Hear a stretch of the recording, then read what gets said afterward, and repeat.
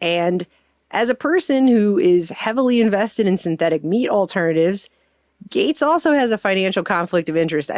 When he's publicly supporting synthetic beef and calling for so-called rich nations the world over to stop consuming natural beef and calling for regulation to shift people's demand, as one of the most influential billionaires on earth, Gates is a person who personally stands to financially benefit from literally every so-called derisive, air quotes, green initiative thing he does. It's not like people are just rushing and stumbling over themselves to go eat this synthetic, processed, lab-created wannabe meat thing. Yeah, if people actually wanted it, they wouldn't have to force it. I mean, they put it on sale at the grocery store near our house all the time, and I never see it getting less. It seems like they just get rid of the old stock and put in new. I don't even know how many people are actually buying this stuff anywhere.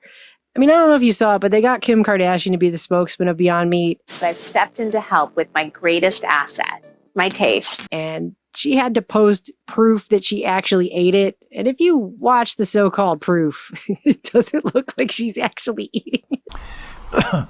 The Prophet, Allah's blessing be upon him, said that Dajjal comes with a mountain of bread. Have you ever asked, how did he get that mountain of bread? And when he gets that mountain of bread, he says, Allah's messenger said, people will follow him for his bread, even if he says a man can marry another man and get a marriage certificate. They don't mind. It's the bread we want. Yes, we want the bread.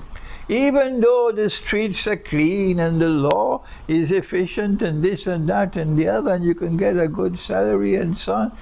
But we don't care about the moral foundations of that society built by Dajjal.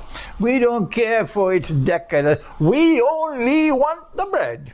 The Dajjal will come at a time of great chaos, bloodshed, hunger, starvation, and he will provide his followers safety and security. This explains why so many people will follow the Dajjal.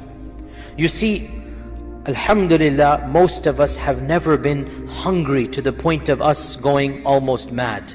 We don't understand. When you are hungry, you lose rationale. Here comes a man who appears to be powerful in terms of his army, who will grant you safety and security if you are on his side. He will command the skies to rain and they will rain. He will be giving food left, right and center at a time of starvation.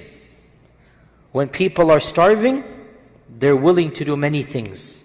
He will demand his followers believe in him first as the Messiah, and many of them will.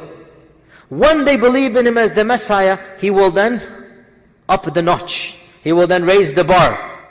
And he will say, I am your God. He will have the shayateen at his disposal. He will have the shayateen at his disposal. So the shayateen will do things at his command.